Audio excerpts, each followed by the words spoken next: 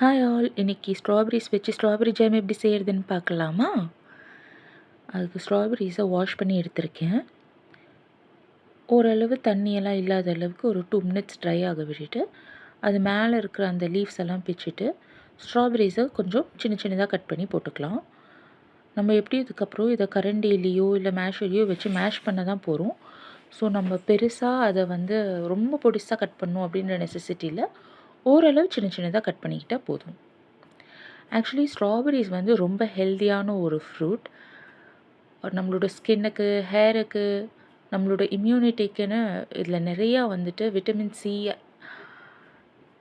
அந்த மாதிரி anti accident properties எல்லாம் இருக்குது. ஸோ நம்ம கடையில் வாங்கி ஜாமை சாப்பிட்றத விட இப்படி ஸ்ட்ராபெரிஸில் ஜாம் பண்ணி சாப்பிட்டா அந்த ஹெல்த் நமக்கு ஃபுல்லாக கிடைக்கும். இது கூட நம்ம சுகர் ஆட் பண்ணிக்கலாம். பெரிய கப்பில் 1/2 கப் அளவு சுகர் ஆட் பண்ணியிருக்கேன். இதுக்கு நீங்கள் மெஷரிங் கப்ஸில் எடுத்திங்கன்னா 1லேருந்து 1.5 கப் வரைக்கும் நீங்கள் சுகர் ஆட் பண்ணிக்கலாம். இதை நம்ம ஹை ஹீட்டில் வச்சு ஹீட் பண்ணுறோம், ஸ்ட்ராபெரிஸையும் சுகரையும். இந்த சுகர் கொஞ்சம் கொஞ்சமாக ஹீட் ஆக மெல்ட் ஆக ஆரம்பிக்கும். ஸோ அந்த ஸ்டேஜில் நம்ம அப்படியே கரண்டியை வச்சே இந்த ஸ்ட்ராபெரிஸை மேஷ் பண்ணி விட்டுறலாம். அப்படி இல்லைன்னா நீங்கள் மேஷர் வச்சு கூட மேஷ் பண்ணி விட்டுடலாம். நீங்கள் இதே மெத்தடில் மிக்ஸ்ட் ஃப்ரூட் ஜாமும் பண்ணலாம். அதுக்கு இது கூடவே ஆரஞ்ச், ஆப்பிள், பைனாப்பிள் இந்த மாதிரியான ஃப்ரூட்ஸ் எல்லாம் நல்லா பொடிசாக கட் பண்ணி ஆட் பண்ணி இதே மெத்தடில் ஆட் பண்ணி பண்ணிக்கலாம்.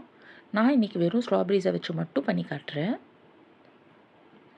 நீங்கள் இப்படி வீட்டில் ஜாம் பண்ணி சாப்பிட்டு பாருங்கள்.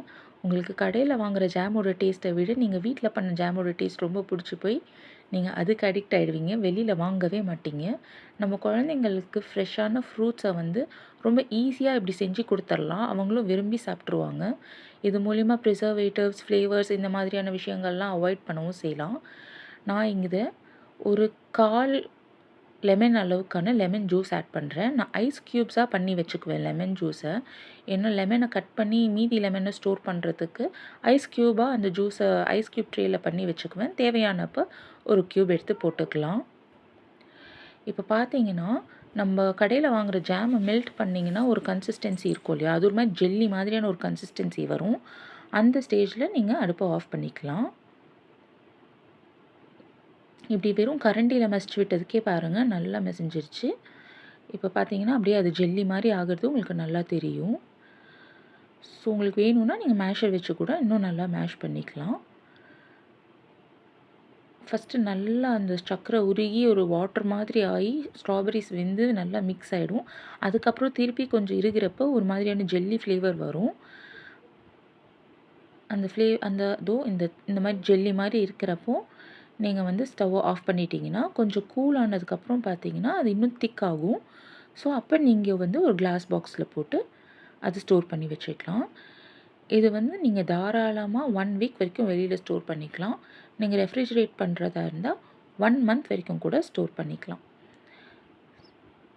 பார்த்தீங்களா, கடையில் வாங்குகிற ஜாமை விட ரொம்பவே டேஸ்டியான ஹெல்த்தியான ஒரு ஜாம் ரெடி.